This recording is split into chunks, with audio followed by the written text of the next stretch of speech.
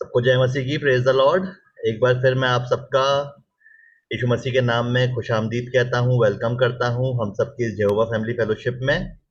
और धन्यवाद देते हैं हमारे इकलौते जीवित खुदा का आज की सुंदर शाम के लिए, इस सुंदर समय के लिए, हर एक अच्छी बात के लिए, हर एक अच्छी चीज के लिए जो खुदा ने हमें आज दिन भर में प्रोवाइड कराई है।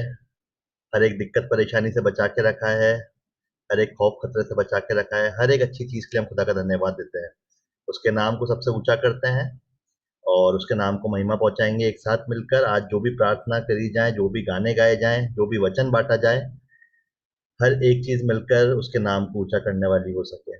और मेरी एक सबसे रिक्वेस्ट है कि अगर हो सके तो प्लीज अपने अपने कैमरे ऑन कर लीजिए। अच्छा लगेगा आप सबको एक साथ इस समय देखकर। तो अगर सब अपने अपने कैमरे ऑन करेंगे तो बड़ा अच्छा रहेगा। और आइए आज की मीटिंग को स्टार्ट करते हैं। और मैं रिक्वेस्ट करता हूँ कुटकुट चाचा से, मिस्टर थियो रवि उटारट से, कि आज की मीटिंग को स्टार्ट कराएं और हमें लीड करें आज की मीटिंग में। थैंक यू अंकित। आप सबको जय मसीह की, गुड इवनिंग, सलाम। खुदा का शुक्र है कि उसने एक और संध्या हमारे जीवन में दी कि हम इस छोटी सी मीटिंग में इकट्ठा हो सके। इससे पहले कि हम आज की मीटिंग में आगे बढ़े, आइए हम अपने वचन में को खोलें और उसमें से पढ़े भजन संहिता और उसका चौथा अध्याय, जो एक संध्याकालीन प्रार्थना है सहायता के लिए। वचन में यहाँ पर इस प्रकार लिखा है, हे मेरे धर्म में परमेश्वर, जब मैं पुकारूं तब तू मुझे उत्तर दे। जब मैं सकेती में पड़ा तब तूने मुझे सहारा दिया। मुझ पर अनुग्रह कर, मेरी प्रार्थना सुन ले। हे मनुष्य के पुत्रों, कब तक मेरी महिमा का अनादर होता रहेगा? तुम कब तक व्यर्थ बातों से प्रीति रखोगे और झूठी युक्ति की खोज में रहोगे? ये जान रखो कि यहोवा ने भक्त को अपने लिए अलग कर रखा है। जब मैं यहोवा को पुकारूंगा तब वह सुन लेगा। कांपते रहो और पाप मत करो, और अपने अपने बिछोने पर मन ही मन सोचो और चुपचाप रहो। धर्म के बलिदान चढ़ाओ और यहोवा पर भरोसा रखो। बहुत से हैं जो कहते हैं, कौन हमको कुछ भलाई दिखाएगा? हे यहोवा, तू अपने मुख का प्रकाश हम पर चमका। तूने मेरे मन में उससे कहीं अधिक आनंद भर दिया है, जो उनको अन्न और दाख मधु की बढ़ती से होता है। मैं शांति से लेट जाऊंगा और सो जाऊंगा, क्योंकि हे यहोवा, केवल तू ही मुझको एकांत में निश्चिंत रहने देता है। परमेश्वर के मुकद्दस कलाम के पढ़े जाने और सुने जाने पर आशीष हो। यह वक्त होगा कि जब हम अपने आप को दुआ में लेकर जाएंगे, अपने दिलों को हलीम करेंगे और परमेश्वर के सामने अपने सरों को झुकाएंगे और उसके सामने अपनी मन्ना जाते रखेंगे। मैं रिक्वेस्ट करूंगा मिस्टर अनुपम सैमुअल दास से कि वो आज की दुआ में हमारे हादी हो। Very much.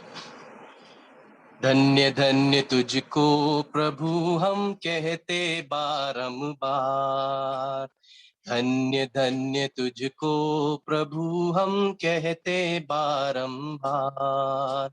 अंधियारे जीवन में हमारे प्रेम का दीप जलाया।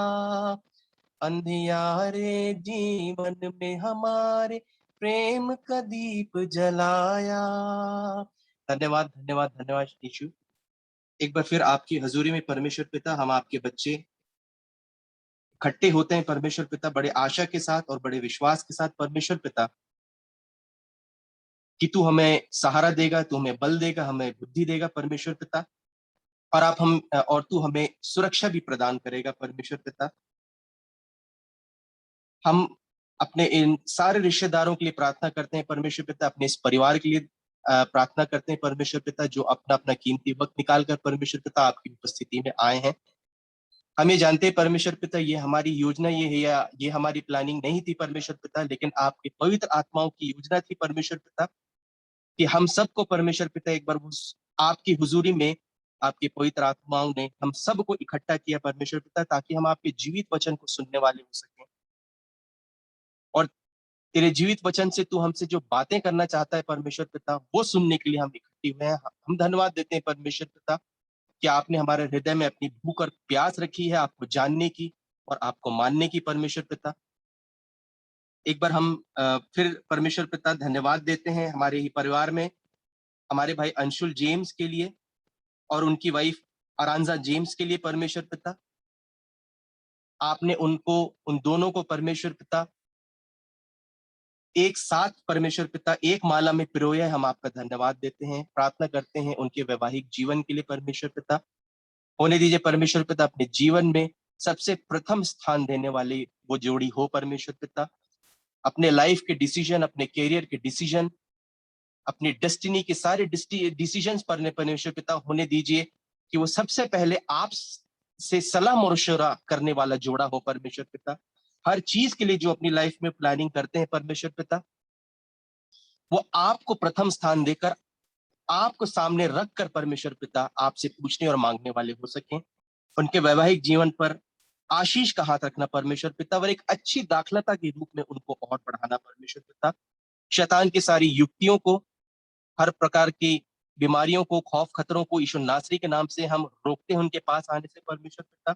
और होने दीजिए परमेश्वर पिता कि उनका वैवाहिक जीवन बहुत ही आनंदित हो और बहुत आत्मिक हो परमेश्वर पिता। हम उसी प्रकार धन्यवाद देते हैं परमेश्वर पिता अज्जू अंकल के लिए, क्वीनी मामी के लिए और पापा के लिए परमेश्वर पिता। उन सबों को परमेश्वर पिता आपने बड़े अद्भुत रूप में चंगाई दी है, और सच में परमेश्वर पिता जिस प्रकार की उनकी हेल्थ में रिकवरी हो रही है परमेश्वर पिता, हम सिर्फ और सिर्फ तुझे महिमा देते हैं, तुझे आदर देते हैं और तेरा धन्यवाद करते हैं परमेश्वर पिता उसके लिए। जो भी डॉक्टर से वो सलाह मशूरा करते हैं, जो भी दवाइयां लेते हैं, हम परमेश्वर पिता जानते और विश्वास करते हैं कि सारे ज्ञान, सारी बुद्धि जो डॉक्टरों को और नर्सेस को मिलती है परमेश्वर पिता, वो आपके माध्यम से मिलती है। अज्जू मामू को, अज्जू अंकल को, क्वीनी मामी को और पापा को परमेश्वर पिता जैसे आपने बीते दिन संभाल के रखा और उनको स्पीडी रिकवरी दी परमेश्वर पिता, हम प्रार्थना करते हैं कि उनको और जल्द से जल्द परमेश्वर पिता 100% ठीक करिए, ताकि एक बड़ी गवाही परिवार, हम इन तीनों परिवारों से होकर आ सके परमेश्वर पिता, जिसमें तेरा नाम हम मिलके ऊंचा उठाने वाले हो सके परमेश्वर पिता। क्योंकि हमारा जीवन परमेश्वर पिता सिर्फ और सिर्फ मिरेकल से भरा हुआ है। वो मिरेकल जो आपने हमारे जीवनों में आपने दिया है परमेश्वर पिता, हम आपका धन्यवाद करते हैं कि आपकी कांस्टेंट प्रेजेंस से हमारे बीच में, आपके होली स्पिरिट की कांस्टेंट प्रेजेंस से हमारे बीच में परमेश्वर पिता, ये हमारे जीवन की जो भी परिस्थिति, हमारे लाइफ की जो भी सिचुएशन है परमेश्वर पिता, वो एक ही बात कहती कि हम ब्लेस्ड है परमेश्वर पिता, क्योंकि आप हमारे हीलर हैं, आप हमारे डिलीवरर हैं परमेश्वर पिता। हम उसी प्रकार प्रार्थना करते हैं परमेश्वर पिता कोमल सिस्टर के लिए, उनके बिजनेस के लिए, जो भी व्यवसाय उन्होंने अपना स्टार्ट किया परमेश्वर पिता, हम जानते ये उनकी योजना नहीं थी, ये आपकी योजना थी।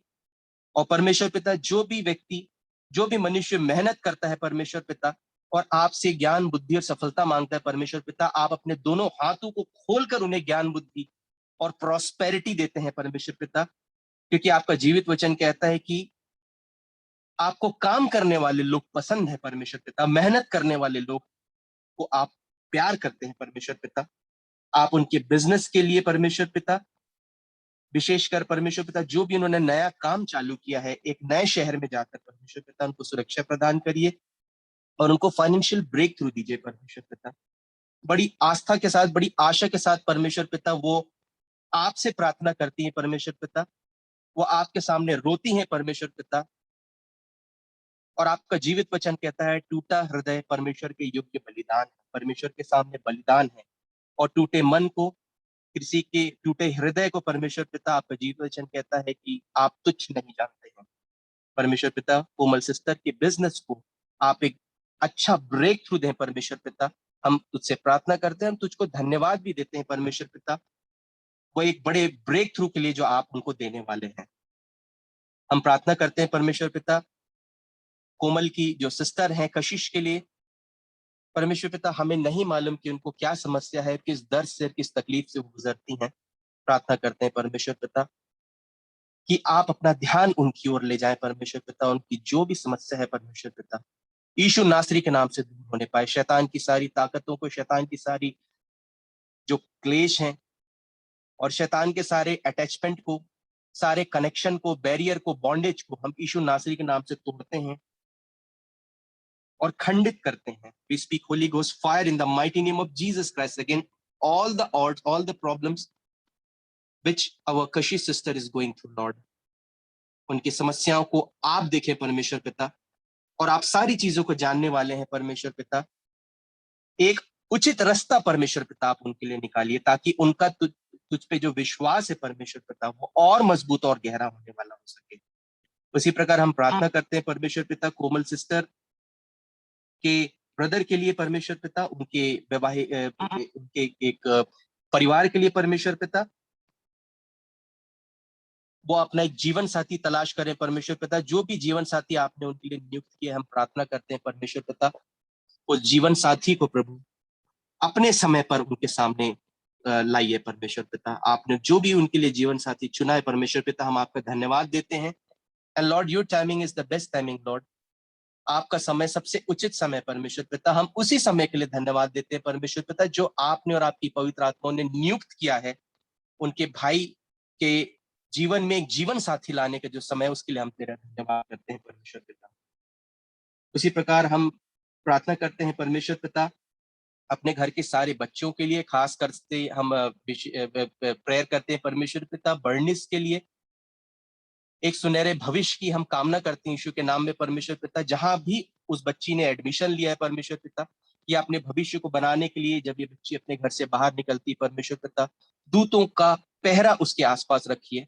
और परमेश्वर पिता बड़े विश्वास के साथ परमेश्वर पिता वो अपने भविष्य को बनाने के लिए, उसका विश्वास तुझ पे परमेश्वर पिता, और बड़े भरोसे के साथ विश्वास के साथ परमेश्वर पिता वो तुझसे बुद्धि मांगती है परमेश्वर पिता। उसे अपनी बुद्धि से नवाजिए, उसको एक सुरक्षा दीजिए परमेश्वर पिता, और उस बच्ची का सुनहरा भविष्य बनाइए परमेश्वर पिता। हम ये भी जानते हैं परमेश्वर पिता वो जहां भी जा रही है परमेश्वर पिता, वो सिर्फ और सिर्फ आपकी परमिशन से और आपकी प्लानिंग से जा रही है परमेश्वर पिता। हम ये विश्वास करते हैं और ये जानते हैं। उसी प्रकार घर के और छोटे बच्चों के लिए प्रार्थना करते हैं, उन सारे बच्चों के लिए प्रार्थना करते हैं परमेश्वर पिता जो दिन रात अपने सुनहरे भविष्य को बनाने के लिए मेहनत करते हैं, तेरे भय में आगे बढ़ते हैं परमेश्वर पिता, शैतान की सारी ताकतों से दूर रहने की कोशिश करते हैं परमेश्वर पिता, और बड़े विश्वास के साथ परमेश्वर पिता तुझसे वो बुद्धि मांगते हैं कि तू उन्हें ब्लेस करे, ताकि वो अपने एजुकेशन में और अपने स्पिरिचुअल लाइफ में परमेश्वर पिता ग्रो करने वाले से। उन सारे बच्चों को हम आपके सामने लाते हैं परमेश्वर पिता, और उन सारे माताओं पिताओं को आपके सामने लाते हैं जो इन बच्चों की परवरिश करते हैं। उन सारे माताओं पिताओं को परमेश्वर पिता एक जिम्मेदारी का एहसास दीजिए परमेश्वर पिता, ताकि अपने बच्चों के भविष्य की ओर और बच्चों की आदतों की ओर वो ध्यान देने वाले हो सके। उन्हें भी ज्ञान और बुद्धि से नवाजिए परमेश्वर पिता, ताकि वो अपने परिवार को, अपने बच्चों को सही मार्गदर्शन दे सके और उनका ख्याल रखने वाले हो सके। उसी प्रकार प्रार्थना करते हैं परमेश्वर पिता घर के सारे बुजुर्गों के लिए, जो भी उनकी शरीर में कमी घटी है, जो भी डेफिशिएंसी है परमेश्वर पिता, जो भी डिफॉर्मिटी है, यीशु नासरी के नाम से दूर होने पाए परमेश्वर पिता। उनके बोन्स को, उनके टेंडन्स को, उनके आर्टरीज को, उनके ग्लैंड्स को, उनके फ्लूइड को परमेश्वर पिता, एक एक मसल को, एक एक जॉइंट को परमेश्वर पिता हम आपके हाथ में सौंपते हैं। और हम जानते हैं परमेश्वर पिता कि आप चंगा करने वाले पिता हैं। आप हमें चंगाई भी देते हैं और किसी भी प्रकार के दर्द को सहने की शक्ति भी देते हैं परमेश्वर पिता। हम आपका धन्यवाद करते हैं। उनको ब्लेस करिए और घर के सारे बुजुर्गों को हील करिए, अनॉइंट करिए और डिलीवर करिए परमेश्वर पिता। सारे यंग लोगों के लिए भी हम प्रार्थना करते हैं जो अपने अपने व्यवसाय के लिए, जॉब्स के लिए, बिजनेसेस के लिए घर के बाहर जाते हैं। उनको परमेश्वर पिता हर प्रकार के viral fungal infection, bacterial infection, germic infection, flu, influenza से, हर प्रकार के कट एंड वुंड से, हर प्रकार की इंजुरी से, हर प्रकार के एक्सीडेंट से बचाइए परमेश्वर पिता। और जब भी अपने घर के दस्तक के बाहर, जब भी अपने घर के बाहर अपने वो कदम रखते हैं, अपने दूतों का पहरा उनके आसपास रखिए परमेश्वर पिता। सिर के बाल से लेकर पैर के अंगूठे तक परमेश्वर पिता अपने लहू के बाड़े में उनको घेर के रखिए और सुरक्षित उनको बाहर ले जाइए और हर दिन सुरक्षित उनको वापस लेकर आइए। एक बार फिर परमेश्वर पिता सारी आशीषों के लिए हम तुझको धन्यवाद देते हैं और हम प्रार्थना करते हैं परमेश्वर पिता, होने दीजिए कि हमारा विश्वास आप पे दिन दुगनी और रात चौगनी तरक्की करने वाले हो सके परमेश्वर पिता, क्योंकि आप मनुष्य नहीं है परमेश्वर पिता जो कि दूसरी चीजें आपको प्रसन्न कर सकती है। परमेश्वर पिता आप एक आत्मा है और सिर्फ विश्वास ही आपको प्रसन्न करता है परमेश्वर पिता, हम इस चीज को जानते हैं। होने दीजिए परमेश्वर पिता हर दिन हमारा फेथ लेवल आप पे बढ़ता चले जाए और हम आपकी आवाज सुनने वाले हो सके, आपके सजेशन को सुनने वाले हो सके और जब भी हम प्रार्थना कर रहे हैं परमेश्वर पिता, होने दीजिए कि हम सिर्फ अपने आप से बात न करने वाले हो सकें, हम आपकी आवाज भी सुनने वाले हो सकें कि आप हमसे क्या बात करना चाहते हैं प्रार्थना के समय।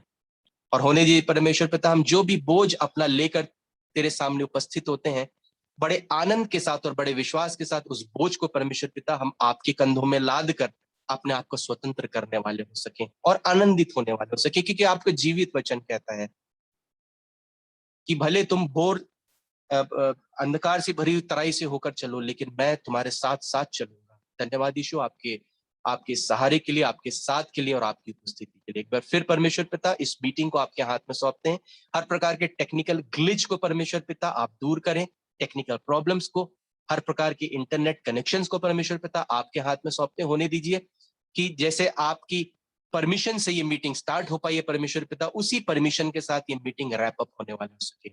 एक बार फिर आपने हम सबको परमेश्वर पिता अपनी उपस्थिति में लाया, हम आपका धन्यवाद देते हैं। प्रार्थना मुक्तिदाता यीशु के नाम में मांगते हैं, आमीन आमीन।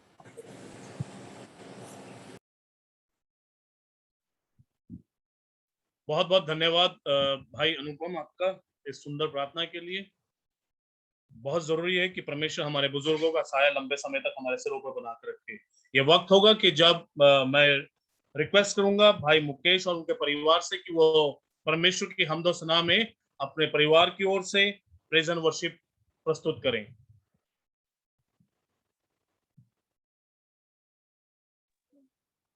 Praise the Lord. आप सभी को जय मसीह की। जय मसीह की भाई। प्रभु यीशु मसीह के जयवंत और जलाली नाम में आप सभी को जय मसीह की, क्योंकि वो नाम सब नामों से ऊंचा नाम है और वो सब नामों में जयवंत नाम है। तो आइए हम उसके नाम की जय जयकार करें और आराधना में आगे चलें। हम आराधना को शुरू करने के लिए हम गीत गाएंगे। गीत नंबर 75, बोलो जय मिलकर जय, बोलो जय यीशु की जय। आइए हम आराधना में आगे चलें।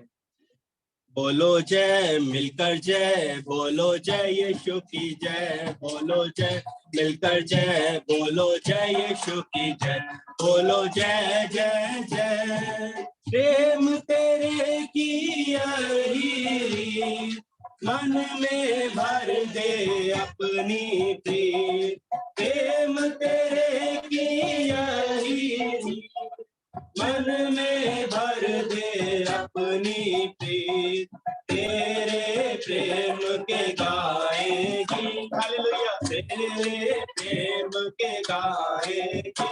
बोलो जय मिलकर जय, बोलो जय यीशु की जय, बोलो जय मिलकर जय, बोलो जय यीशु की जय, बोलो जय जय जय। क्रूस पर अपना खून बहा, मुझ पापी को दी शिफा, क्रूस पर अपना खून बहा, मुझ पापी को दी शिफा। मन मेरे तू बोल सदा, हालेलुया, मन मेरे तू बोल सदा। बोलो जय मिलकर जय, बोलो जय यीशु की जय, बोलो जय मिलकर जय, बोलो जय यीशु की जय, बोलो जय जय जय। तेरी कुदरत की ये शान, खुद ही दाता खुद ही दाता, तेरी कुदरत की ये शान, खुद ही दाता खुद ही दाता। पूरे कर मन के अरमान, हालेलुया, पूरे कर मन के अरमान।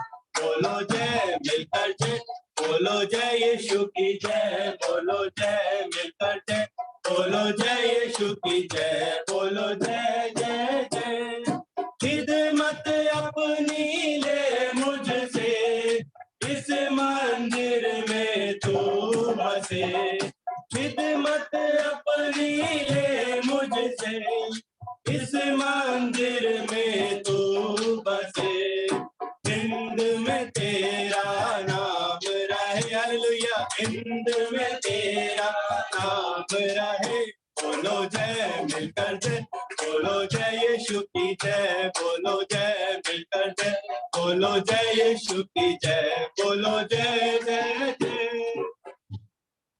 परमेश्वर की हमदो 27 में हम एक गीत और गाएंगे। गीत नंबर 181, तेरे दिल के द्वार पर यीशु खटखटाता, खोलो तुम दरवाजा, वो है आना चाहता। तेरे दिल के द्वार पर यीशु खटखटाता, खोलो तुम दरवाजा, वो है आना चाहता। तेरे दिल के द्वार पर यीशु खटखटाता, खोलो तुम दरवाजा, वो है आना चाहता।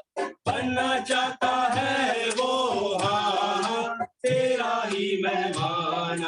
बनना चाहता है वो, हाँ, तेरा ही मेहमान। तेरा रंजो पीकर वो उठाना चाहता, तेरा रंजो पीकर वो उठाना चाहता। तेरे दिल के द्वार पर यीशु खटखटाता, खुशी अपनी देता, हाँ, होवे तू जलाली। खुशी अपनी देता, हाँ, होवे तू जलाली। रात दिन तेरे साथी वो है रहना चाहता, रात दिन तेरे साथी वो है रहना चाहता। तेरे दिल के द्वार पर यीशु खटखटाता, नम्र आवाज से बोलता, हाँ, क्यों आवाज से तेरे, नम्र आवाज से बोलता, हाँ, मुँह आवाज से तेरे। छोड़ो बस सलूकी, खोलो दर में आता, छोड़ो बस सलूकी, खोलो दर में आता। तेरे दिल के द्वार पर यीशु खटखटाता, खातिर मैंने, हाँ, पहना ताज कटीला। तेरी खातिर मैंने, हाँ, पहना ताज कटीला। तुझको अब जलाली ताजू मैं पहनाता, तुझको अब जलाली ताजू मैं पहनाता। तेरे हो तू, हाँ, मेरे धुन खरीद, बेवफा ना हो तू, हाँ, तेरे खून खरीदे। पर मेरा इकरार तू मुझसे क्यों शर्माता, पर मेरा इकरार तू मुझसे क्यों शर्माता। तेरे दिल के द्वार पर यीशु खटखटाता, प्यारो कहता, हाँ, कीमती वक्त है जाता। यीशु प्यारो कहता, हाँ, कीमती वक्त है जाता। वक्त गया जो प्यारो वापस फिर ना आता, वक्त गया जो प्यारो वापस फिर ना आता। तेरे दिल के द्वार पर यीशु खटखटाता, खोलो तुम दरवाजा, वो है आना चाहता। खोलता हूँ दरवाजा, दिल का ए मसीहा, खोलता हूँ दरवाजा, दिल का ए मसीहा। आर इसमें रह तू, मैं हूँ दिल से चाहता, आर इसमें रह तू, मैं हूँ दिल से चाहता। तेरे दिल के द्वार पर यीशु खटखटाता, खोलो तुम दरवाजा, वो है आना चाहता। खोलो तुम दरवाजा, वो है आना चाहता। प्रेज द लॉर्ड, सबको जय मसीह की। जय मसीह की।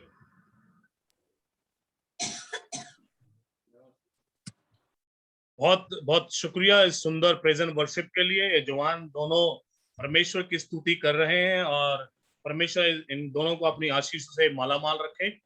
ये वक्त होगा कि हम वचन में आगे बढ़ेंगे और मैं रिक्वेस्ट करूंगा पास्टर मनोज मसीह से कि वो आज का वचन हमारी रूहानी खुराक हम सबके बीच में बांटे। पास्टर मनोज मसीह।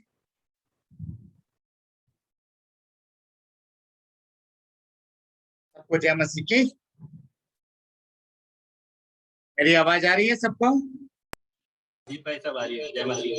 जय मसीह की। एक बार फिर से हम प्रभु का धन्यवाद करते हैं कि उसने मेरे और आपके जीवन के लिए एक और मौका दिया कि मैं और आप उसकी उपस्थिति में आ सके, उसकी जय जयकार कर सके, उसकी आराधना कर सके, क्योंकि हमारा परमेश्वर महान है, दयालु है, अनुग्रहकारी है और विलंब से क्रोध करने वाला परमेश्वर है। उसके लिए हम प्रभु का धन्यवाद करते हैं अजीजों, आज का जो विषय है वह है क्वाइट टाइम, एकांत का समय। और हर एक मसीही जीवन के लिए ये जो समय है विश्वासियों के लिए बहुत महत्वपूर्ण है, और प्रत्येक विश्वासी को इस समय में अपने आप को देना चाहिए, क्योंकि बाइबल मुझे और आपको बहुत सी बार जो है क्वाइट टाइम के विषय में बताती है, और बहुत कम मसीह लोग हैं जो अपने जीवन में इस विषय को अपनाते हैं।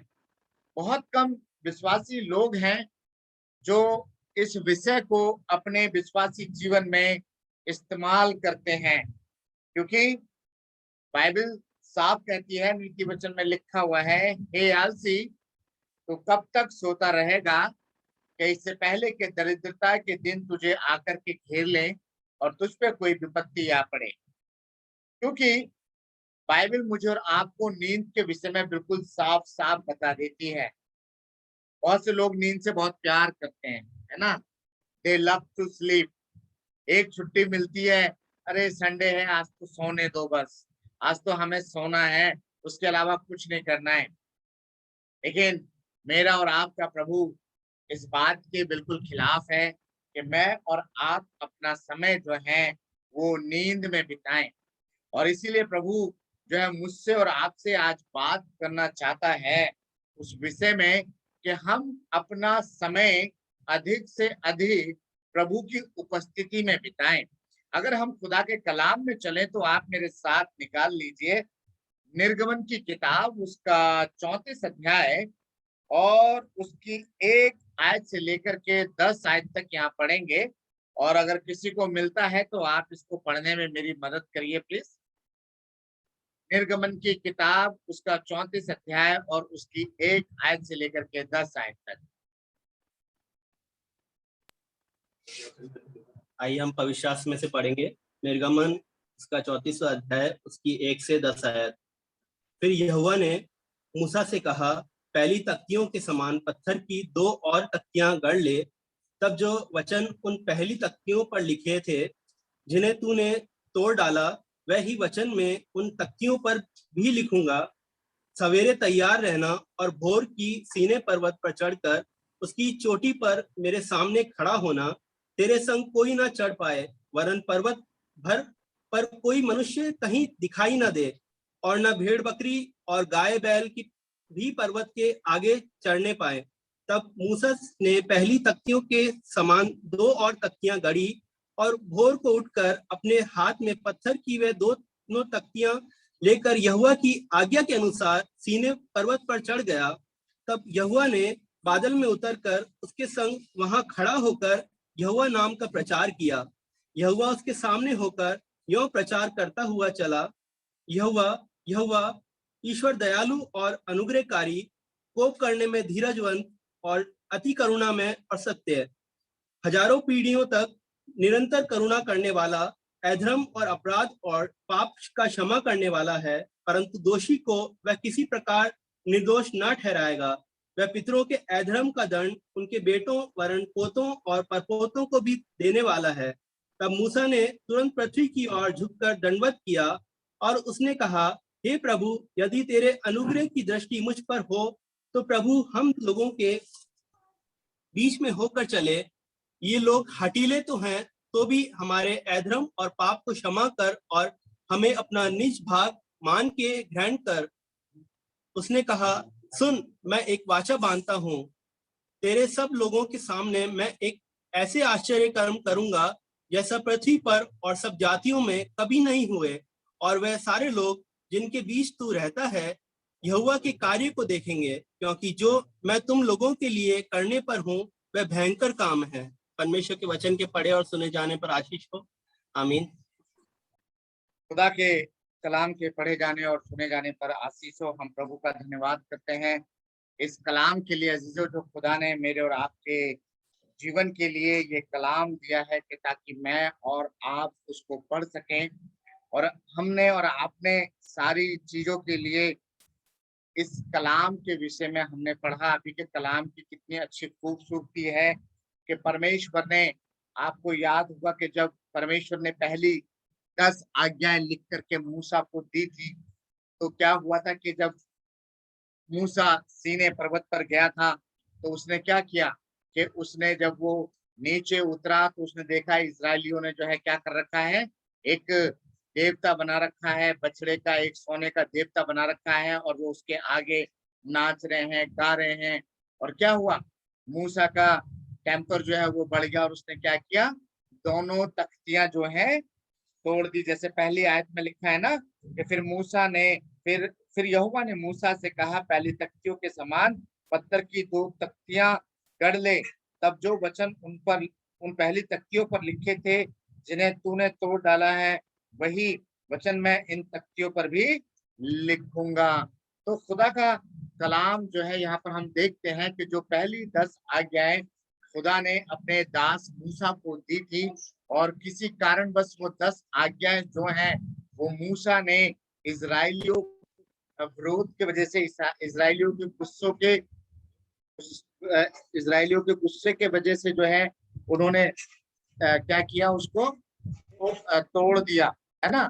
और तोड़ने के बाद क्या हुआ कि परमेश्वर जो है मूसा के ऊपर क्या हुआ, क्रोधित हुआ। हेलो, मेरी आवाज आ रही है? क्यों बाजी आ रही है? अच्छा, थैंक यू थैंक यू।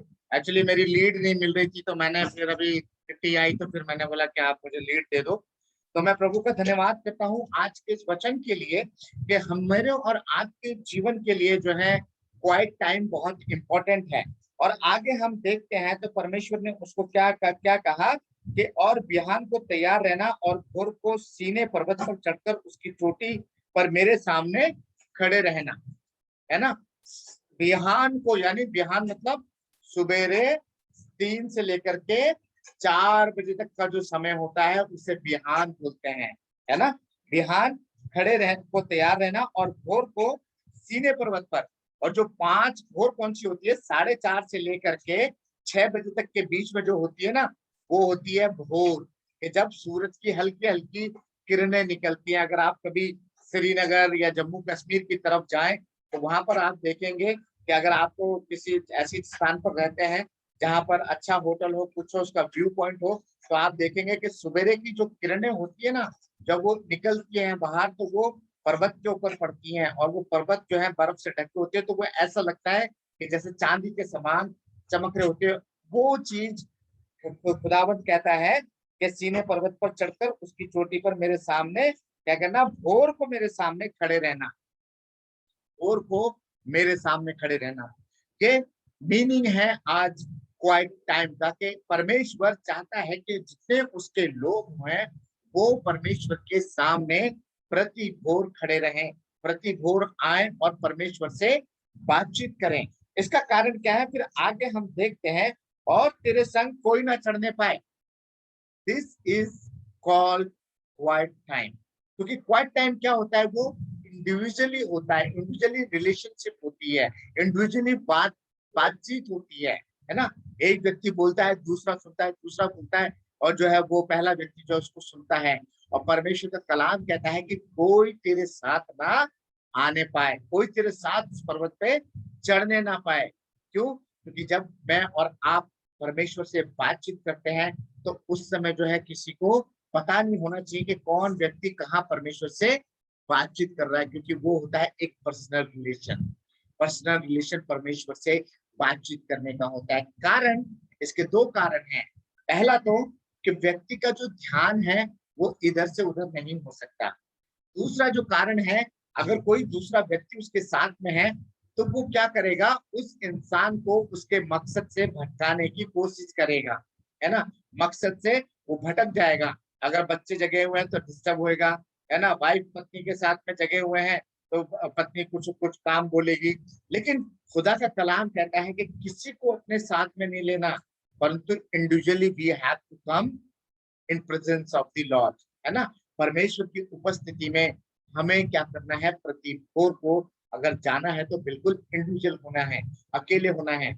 मैं राजस्थान में एक ऐसे व्यक्ति को जानता हूँ जो मेरे साथ बाइबल सोसाइटी में काम करते थे, और वो व्यक्ति जो है सुबह 4:30 बजे उठ करके प्रार्थना किया करते थे, है ना। सुबह 4:30 बजे उठ करके घुटनों के बल बैठ करके प्रार्थना करते थे। एक दिन अचानक मेरी आंख खुल गई, मैं उनके साथ में टूर पर था और वो मेरे साथ पंजाब गए हुए थे, तो हम लोग गेस्ट रूम में रुके हुए थे। तो गेस्ट रूम में जब रुके थे तो अचानक क्या हुआ, 4:30 पौन 3 की बात है, 3:30 या 4 की बात है, तो मेरी आंख अचानक खुल गई और मैंने देखा कि बिस्तर के ऊपर भाई नहीं है। मैं घबरा गया कि बोला नई जगह है और भाई बिस्तर पर नहीं है, कहाँ गए कहाँ नहीं गए। तो मैं उठा, दबे पांव उठा और मैं देखने लगा कि भाई कहाँ है। तो मैंने उनको देखा कि हमारे बगल से एक और रूम था, उस रूम के अंदर वो घुटने के ऊपर बैठ करके आसमान के परमेश्वर से प्रार्थना कर रहा है। क्यों? क्योंकि परमेश्वर की आज्ञा है कि कोई भी व्यक्ति जब हम क्वाइट टाइम करें तो हमारे साथ नहीं होना चाहिए। मुझे नहीं पता आप में से कितने लोग क्वाइट टाइम करते हैं या क्वाइट टाइम का महत्व समझते हैं या क्वाइट टाइम को अपने जीवन में इस्तेमाल करते हैं, क्योंकि जब हम ऐसा करते हैं तो इसके अंदर 7 बातें हैं जो वो परमेश्वर का कलाम मुझे और आपको बताता है। कि पहली बात तो कहता है कि जब हम क्वाइट टाइम में आते हैं तो जीवन का सबसे महत्वपूर्ण संबंध स्थापित करते हैं परमेश्वर के साथ में। जैसे कि परमेश्वर ने मूसा से कहा कि तू मेरे साथ सामने सीने पर्वत पर खड़े रहना। कितनी बड़ी बात है और कितनी सुहावनी बात है कि मूसा ने परमेश्वर को रूबरू देखा, है ना, कि परमेश्वर को उसने रूबरू देखा ताकि क्या हो सके कि वो जो है परमेश्वर से बातचीत कर सके। परमेश्वर उसके सम्मुख खड़ा हुआ और उसने परमेश्वर को देखा, उसकी बातों को सुना। है कितना महत्वपूर्ण समय था कि उस व्यक्ति ने, आदम के बाद में दूसरा व्यक्ति जो कौन था, मूसा ही था जिसने परमेश्वर के दर्शन को देखा था, है ना। बाकी सबने परमेश्वर की आवाज को सुना और उस आवाज के मुताबिक उसने किया, है ना। नूह ने भी परमेश्वर की आवाज को सुना और उसकी आवाज के मुताबिक, उसके प्लान के मुताबिक जहाज को बनाया। लेकिन मूसा वाज द पर्सन जिसने परमेश्वर के दर्शन को देखा। दूसरी बात कहता है कि हम क्या करते हैं कि अपने जीवन की सबसे ज्यादा महत्वपूर्ण आदतें बनाएं। अगर क्वाइट टाइम में अगर मुझे और आपको रहना है तो क्वाइट टाइम को मुझे और आपको क्या करना है, एक महत्वपूर्ण आदत बनानी है। We have to be habitual for that. हमें नींद नहीं आए। कई बार क्या होता है कि जिस मेरी आंख खुल जाती है कभी 4 बजे, कभी 4:30, कभी 5 बजे, तो मैं अपने बाइबल उठाता हूँ और बाहर कमरे में आ जाता हूँ और कलाम को पढ़ता हूँ, है, कलाम को पढ़ता हूँ ताकि उस दिन खुदा का कलाम मेरे जीवन से क्या कहना चाहता है, क्या बात करना चाहता है, मैं उसकी आवाज को सुन सकूं। क्योंकि जो आज वो समय नहीं है कि परमेश्वर स्वर्ग से उतर के पृथ्वी के ऊपर आए। क्यों? क्योंकि वो इस दुनिया में जो है उसने अपने बेटे को भेज करके अपने जो सहायक है उसने इस दुनिया में भेज दिया, पवित्र आत्मा। क्योंकि पवित्र आत्मा मुझे और आपको सिखाता है कि हमें किस तरीके से मसीह जीवन को जीना है। और याकूब 4 अध्याय उसकी 8 आयत में लिखा हुआ है कि परमेश्वर के निकट आओ तो वह भी तुम्हारे निकट आएगा। हे पापियों, अपने हाथ शुद्ध करो और हे दूषित लोगों, अपने हृदय को पवित्र करो। तीसरी बात वो कहता है कि come to the God and he will come to you, कि परमेश्वर के पास आओ तो वो तुम्हारे पास आएगा। परमेश्वर ने मूसा को क्या कहा, यू कम टू मी, है ना। मूसा को बोला you come to me on Sinai mount, और क्या हुआ, मूसा गया परमेश्वर की आज्ञा के मुताबिक। और याकूब की किताब कहती है कि परमेश्वर के निकट आओ तो वो भी तुम्हारे निकट आएगा। अगर एक कदम आप बढ़ाओगे तो 2 कदम परमेश्वर आपके साथ बढ़ाएगा। और जब हम परमेश्वर के साथ एक कदम बढ़ाते हैं तो चाहे जो भी समस्या क्यों ना हो, जो भी रुकावटें क्यों ना हो, जो भी परेशानियां हमारे जीवन में, हमारे परिवार में, हमारे कार्यकर्ता के स्थान पर कुछ भी क्यों ना हो, वो चुटकी बजाते ही जो है परमेश्वर उसको दूर कर देगा। और हमें पता भी नहीं चलेगा कि परमेश्वर ने कब मेरी इन समस्याओं को जो है मेरे से दूर कर दिया। लेकिन शर्त एक ही है कि परमेश्वर के पास आओ, वो भी तुम्हारे पास आएगा। फिर चौथी बात वो मेरे को आपको बताता है कि दुनिया की सबसे ज्यादा महत्वपूर्ण कहलाने वाली किताब पढ़ने का समय होता है, और वो क्या है अजीजों? Bible. Bible, word of God. क्योंकि ये दुनिया की सबसे महत्वपूर्ण किताब है, सबसे अधिक बिकने वाली किताब है, सबसे अधिक चाहने वाली किताब है। और एक चीज मैं और आपको बताता हूँ कि सबसे ज्यादा हेटेड करने वाली किताब भी बाइबल है। संसार के अंदर बहुत से लोग बाइबल से नफरत करते हैं, बाइबल की बातों से नफरत करते हैं, बाइबल के नाम से नफरत करते हैं। क्यों? क्योंकि अगर हम इतिहास को उठा करके देखें तो आज नहीं, ये सताव आज नहीं, कई सालों, कई हजारों सालों से ये सताव मसीहों को झेलते हुए आना पड़ रहा है ना। राजाओं महाराजाओं के टाइम से, दुनिया की उत्पत्ति से हम फिरौन को देखते हैं कि उसने मसीह लोगों को किस तरीके से सताया, है ना। ना तो मैं तुम्हें मिट्टी दूंगा, ना मैं तुम्हें भूसा दूंगा, जो कुछ तुम्हारे पास है उसी से तुमको ईंट बनानी है। अजीजों सोचो, इजराइलियों ने किस तरीके से उस समय को काटा होगा, लेकिन वो परमेश्वर के पास आए। उसने अपने दास को बोला, मूसा को बोला, मुझे इजराइलियों का रोना सुनाई दे रहा है। इट मीन्स कि इजरायली लोग जो थे वो परमेश्वर के निकट गए, और परमेश्वर उनके निकट आया, और परमेश्वर ने उनके रोने को, उनकी चिल्लाने को सुना, उनकी दुर्दशा को देखा। अगर हम नहम्याह की किताब पढ़े, नहम्याह की किताब के पहले अध्याय में लिखा हुआ है ना कि किस प्रकार से नहम्याह ने जो है वो यरूशलेम की वॉल को बनाया। और जब उसने अपने इजरायली भाइयों का हालचाल पूछा तो एक व्यक्ति ने क्या बोला कि यरूशलेम तो टूटा पड़ा है, जला पड़ा है, फाटक टूट गए हैं, दीवारें टूट गई हैं, और इजरायली लोग बड़ी दुर्दशा में पड़े हैं, बड़ी दुर्दशा में पड़े हुए हैं। अजीजों, ये मेरे और आपके लिए प्रोसिक्यूशन इज नई बात नहीं है। Prosecution is not a new thing for you and me. ये शुरू से होता आया है, आज भी हो रहा है और होता रहेगा। लेकिन कोई भी शख्स परमेश्वर के नाम को दबा नहीं पाता, क्योंकि जितना दबाने की कोशिश करोगे उतना ये ऊंचा उठता है। और अजीजों, परमेश्वर का कलाम मुझे और आपको बताता है, और जैसे ही नहम्याह ने उस बात को सुना, वो स्वर्ग के परमेश्वर के आगे रोने लगा। और क्या हुआ कि जब वो परमेश्वर के निकट आया तो परमेश्वर उसके निकट आया, और उसके अधिकारियों के दिल में, उस राजा के दिल में परमेश्वर ने काम किया, और उसको क्या कहा? आज्ञा दी कि जाओ, तुम अपने देश को, अपने शहर को पुनः स्थापित कर सकते हो। और वो तभी होता है जब मैं और आप परमेश्वर के वचन के पास में आते हैं, खुदा के कलाम को पढ़ते हैं। तो पांचवी बात वो बताता है, वचन के लिए आपका व्यक्तिगत स्कूल है, क्वाइट टाइम, एक व्यक्तिगत समय है आपका वचन को देने के लिए, क्योंकि सुबह से लेकर शाम तक आप समय नहीं दे सकते। लेकिन एक ऐसा समय निश्चित करिए कि जब आप बाइबल पढ़ सकते हैं, खुदा के कलाम को पढ़ सकते हैं, और उस टाइम में अपने आप को जो है ढालिए उसके मुताबिक। और अगर हम देखें यूहन्ना उसका 16 अध्याय और उसकी 12 और 13 आयत में क्या लिखा हुआ है? यूहन्ना 16 उसकी 12 और 13 आयत के अंदर क्या लिखा हुआ है? यूहन्ना 16 अध्याय उसकी 12 और 13वीं आयत।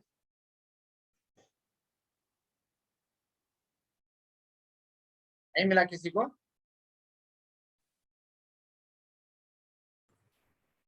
यूहन्ना मुझे तुमसे और जो भी बहुत सी बातें कहनी है, परंतु अभी तुम उन्हें सह नहीं सकते। परंतु जब वह अर्थात सत्य का आत्मा आएगा तो तुम्हें सब सत्य का मार्ग बताएगा, क्योंकि वह अपनी ओर से ना कहेगा, परंतु जो कुछ सुनेगा वही कहेगा, और आने वाली बातें तुम्हें बताएगा। हाँ जी, सबसे बड़ी बात यह है कि जब हम क्वाइट टाइम परमेश्वर के साथ बिताते तो क्या होता है? या लिखा हुआ है कि मुझे तुमसे और भी बहुत सी बातें कहनी है, परंतु अभी तुम उन्हें नहीं सह सकते। बहुत सारी बातें यीशु मसीह अपने चेलों के साथ करना चाहता था, लेकिन उसके चेले तभी उस बात को समझ पाते कि जब वो पवित्र आत्मा को के अनुसार चल रहे होते, पवित्र आत्मा की बातों को मान रहे होते। लेकिन खुदा का कलाम मुझे और आपको बताता है, 13वीं आयत में कहता है, परंतु जब वह अर्थात सत्य का आत्मा आएगा तो तुम्हें सब सत्य का मार्ग बताएगा, क्योंकि वह अपनी ओर से नहीं कहेगा, परंतु जो कुछ सुनेगा वही कहेगा और आने वाली बातें तुम्हें बताएगा। इट मीन्स कि जो एकांत का जो समय है, एकांत की जो जो हम समय परमेश्वर के साथ बिताते हैं, पवित्र आत्मा उसमें मुझे और आपको सिखाता है कि किस प्रकार से जो है घटनाएं घटने वाली है, जो बातें होने वाली है। और यहाँ पर हम देखते हैं कि यीशु मसीह बिल्कुल साफ कहता है कि और वो क्वाइट टाइम में ही पवित्र आत्मा जो है मुझे और आपको सिखाता है, एकांत समय में ही वो सारी बातें मुझे और आपको सिखाता है। हम देखते हैं बाइबल के अंदर कुछ ऐसे उदाहरण हैं जिन लोगों ने जो है परमेश्वर के साथ में एकांत में अपना जीवन बिताया, अपना समय बिताया। पहला तो हम जो है मूसा का ही उदाहरण देखते हैं कि मूसा ने किस प्रकार से परमेश्वर के साथ जो है अपना जो है समय बिताया और परमेश्वर के साथ रहा।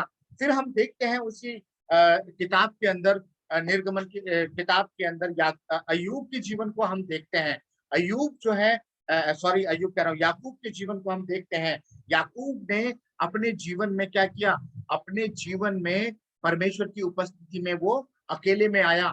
और हम देखते हैं, अगर हम इस अध्याय को पढ़े तो ये बहुत बड़ा अध्याय है मेरे और आपके लिए।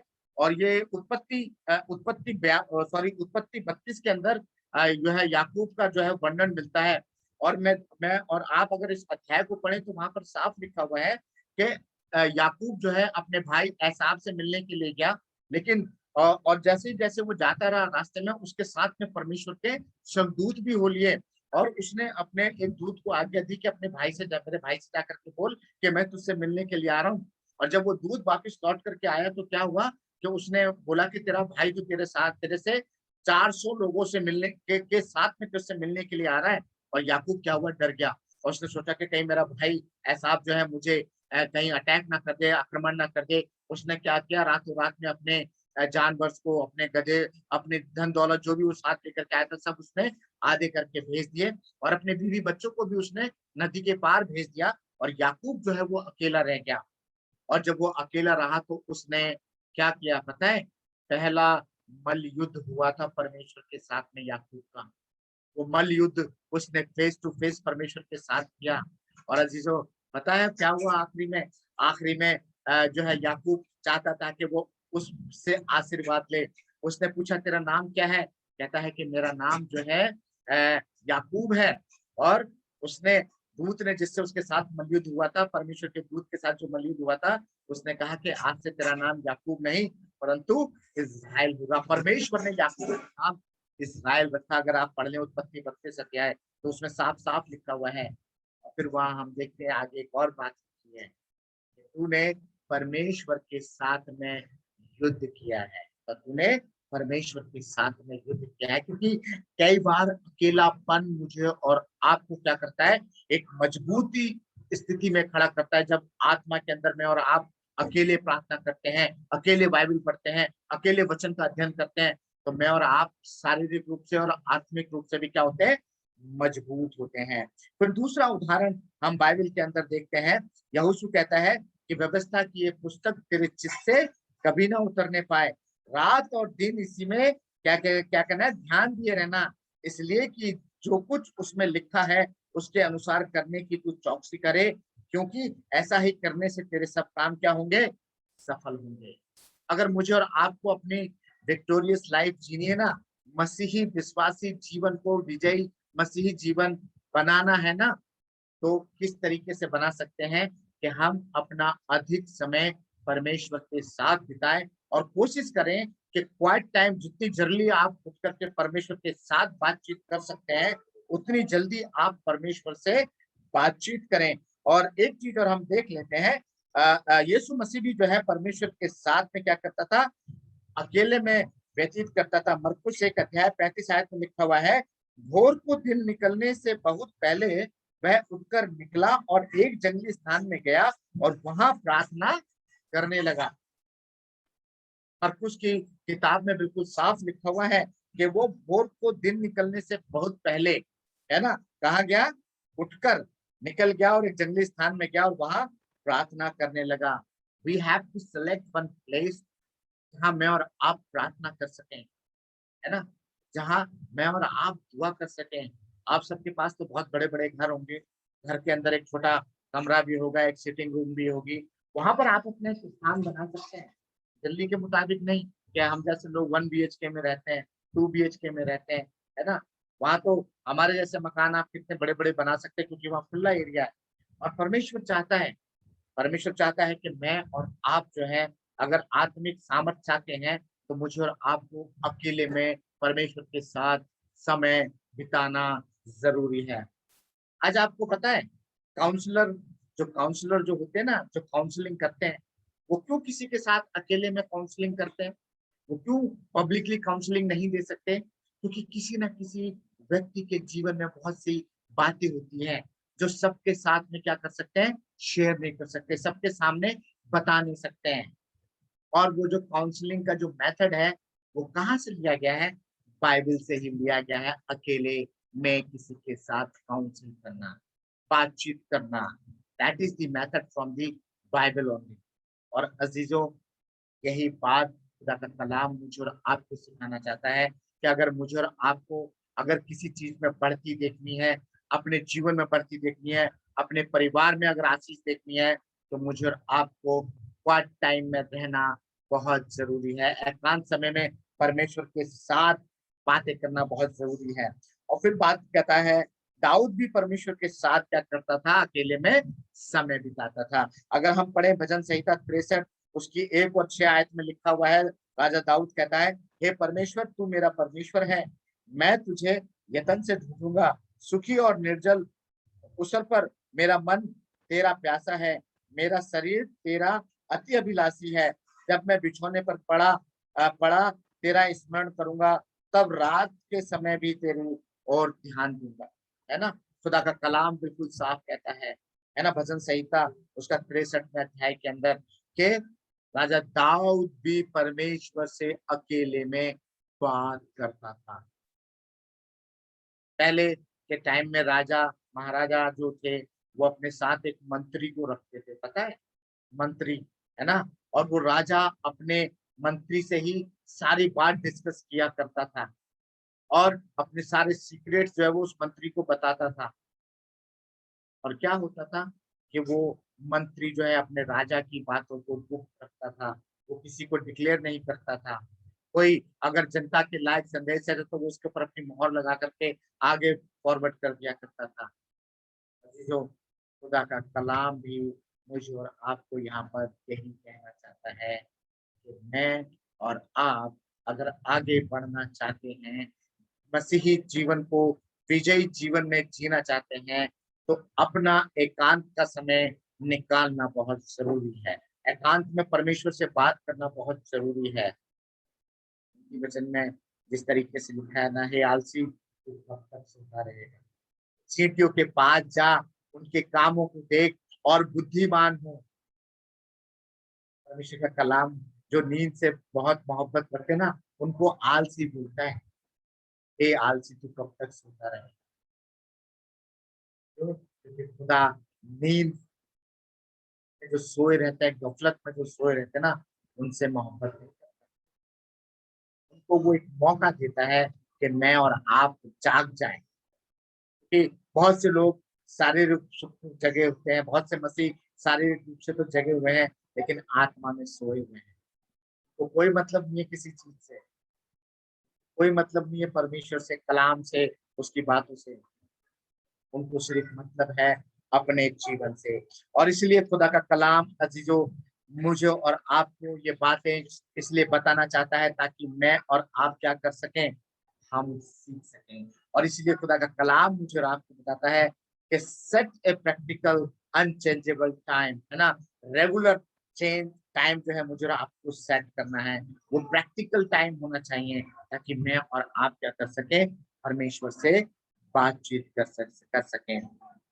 और लोगों से अपने आप को अलग करना बहुत जरूरी है, जिस प्रकार से परमेश्वर ने मूसा को आज्ञा दी, है ना? मूसा को आज्ञा दी कि तू, तेरे साथ में कोई नहीं होना चाहिए, कोई भी नहीं, गाय बैल घोड़ा बकरी कुछ नहीं होना चाहिए, और तू मेरे साथ में कहाँ आजा, सीने पर्वत के ऊपर आजा। फिर हम देखते हैं आगे बहुत सारी आशीषें जो है खुदा का कलाम जो है मुझे और आपको बताता है कि मूसा ने जो है परमेश्वर ने बहुत सारी बातें करी वहां पर, है ना, मूसा से।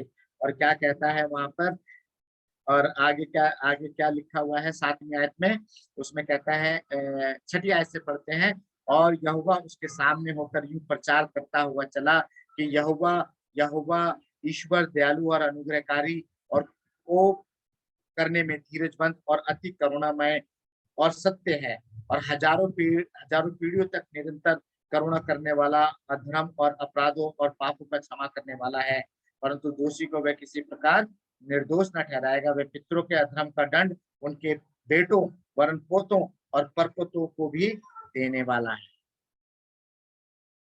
हमने आज तक यही सुनते आए हैं कि इंसान की कितनी पीढ़ियां हैं, 84 पीढ़ियां, 84 है ना, 84 जूनिया इंसान की, है ना। और यहाँ पर खुदा का कलाम कहता है कि मैं हजारों पीढ़ियों तक करुणा करने वाला परमेश्वर हूँ।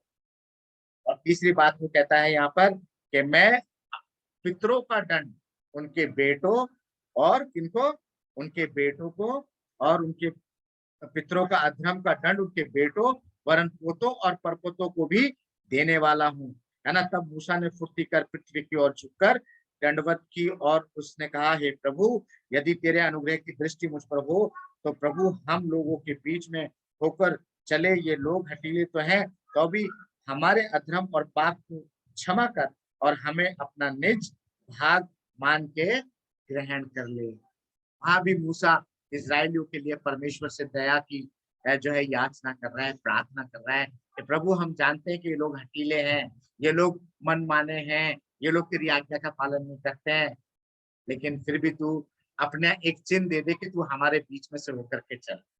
उसने परमेश्वर की ओर मुख नहीं उठाया, वो सीधा पृथ्वी के ऊपर दंडवत हो गया, वो झुक गया परमेश्वर के सामने। और 10वीं आयत में क्या लिखा हुआ है, उसने कहा, सुन, मैं एक वाचा बांधता हूँ, तेरे सब लोगों के सामने मैं ऐसा आश्चर्य कर्म करूंगा जैसा पृथ्वी पर और सब जातियों में कभी नहीं हुआ, और वह सारे लोग जिनके बीच तू रहता है यहोवा के कार्य को देखेंगे, क्योंकि जो मैं तुम लोगों से करने पर हूँ वह भय योग्य काम है। जब हम परमेश्वर की आज्ञा का पालन करते हैं अजीजों, परमेश्वर की आज्ञा को मानते हैं, उसके वचन को सुनते हैं, उसके वचन की बातों को अपने जीवन में उतार लेते हैं, तो परमेश्वर बड़े बड़े भय योग्य काम करने वाला परमेश्वर है। और वो कहता है कि जिन लोगों के बीच में तू रहता है उन्हीं लोगों के बीच में मैं वो काम करूंगा जिन लोगों के बीच में तू रहता है। बहुत से लोगों ने मूसा को कहा, तू तो हमें मरने के लिए नहीं आया, हम तो मिस्र में ही अच्छे थे, जहाँ कम से कम गोश्त रोटी तो मिलती थी, यहाँ तो पानी तक नहीं है, रोटी तक नहीं है, है। लेकिन फिर भी परमेश्वर ने उनको बटेरे खिलाई, मन्ना खिलाया, है ना, और स्वर्गीय पानी पिलाया। क्यों? क्योंकि परमेश्वर दयालु है, अनुग्रहकारी है, विलम्ब से क्रोध करने वाला परमेश्वर है। ये उस परमेश्वर की विशेषताएं अजीजों कि जो वो हम मनुष्यों के साथ करते हैं। इसलिए आइए आज हम एक वाचा बांधे। क्या मैं और आप अपने जीवन में से सुबह का समय, अर्ली मॉर्निंग का समय अपने परमेश्वर को देंगे कि हाँ परमेश्वर, मैं आज ही तुझसे वादा करता हूँ कि मेरा क्वाइट टाइम तेरे लिए होगा, मेरा क्वाइट टाइम जो है तेरी महिमा के लिए होगा, मेरा क्वाइट टाइम जो है तेरी इच्छा को पूरा करने के लिए होगा। अगर हम ऐसा कर सकते हैं तो अजीजों, वही परमेश्वर मेरे और आपके बीच में है जो मूसा के बीच में था, वही परमेश्वर मेरे और आपके बीच में है जो याकूब के साथ में था। मेरा और आपका परमेश्वर वही परमेश्वर है जो इसहाक के साथ में था, अब्राहम के साथ में था। आज वही परमेश्वर मुझसे आपसे बातें करना चाहता है कि क्या हम अपना समय परमेश्वर को दे सकते हैं। आइए हम खुदावन धन्यवाद करते हैं आज के सुंदर समय के लिए भी आपने दिया, मैंने बांट दिया प्रभु। इस समय को तूने हमारे लिए दिया ताकि प्रभु हम इस समय में अपने जीवन को जांचने वाले बन सके। तूने हमें अपने वचन से बहुत सी बातें बताई, सिखाई, उसके लिए हम तेरा धन्यवाद करते हैं ताकि प्रभु हम अपने जीवन में एकांत के समय को अधिक महत्व दे सकें और एकांत में रहकर के तुझसे सामर्थ प्राप्त कर सकें, ताकि प्रभु जब वो सामर्थ हमें मिले तो हम जिस बीमार के लिए प्रार्थना करें, जिस व्यक्ति के लिए प्रार्थना करें, वो प्रार्थना स्वर्ग में सुन जाए और उनका उत्तर मिलने वाला बन सके। सहायता कर, मदद कर, ताकि तेरी आत्मा हमें सिखाने और समझाने वाली बन सके और हम उसमें 30 गुना 60 गुना आगे बढ़ करके फल लेकर के आने वाले हैं। सारी बातों के लिए आपका धन्यवाद करते हुए ये प्रार्थना मांग लेते हैं उद्धारकर्ता आपके प्यारे बेटे प्रभु यीशु मसीह के महान सामर्थ्य नाम में। आप सबको जय मसीह की। प्रभु आप सबको बहुत बरकत दे और अपने जीवन में हम आगे बढ़ें ताकि परमेश्वर के कलाम की सच्चाइयों को हम दूसरों तक पहुंचा सकें। तो आप सबको बहुत आशीष। Thank you. Thank you pastor Manoj, बहुत बहुत धन्यवाद इस सुंदर वचन के लिए। वाकई हमें अपने जिंदगी का एक क्वाइट टाइम निकालना चाहिए, परमेश्वर के साथ समय बिताना चाहिए। परमेश्वर ने हमें जिंदगी में 24 घंटे दिए, हम ना अपनी कमाई का दशवांश देते हैं ना ही अपने समय का। शायद मुफ्त में मिला है और मुफ्त में हम उसको उड़ा रहे हैं, बांट नहीं रहे हैं। चलिए सभा के अंत में मैं रिक्वेस्ट करूंगा भाई क्लेमेंट रोहित से कि वो प्रार्थना में हमारे हाथी हो और उसके बाद हम प्रभु की प्रार्थना से आज की सभा को समाप्त करें। भाई क्लेमेंट रोहित।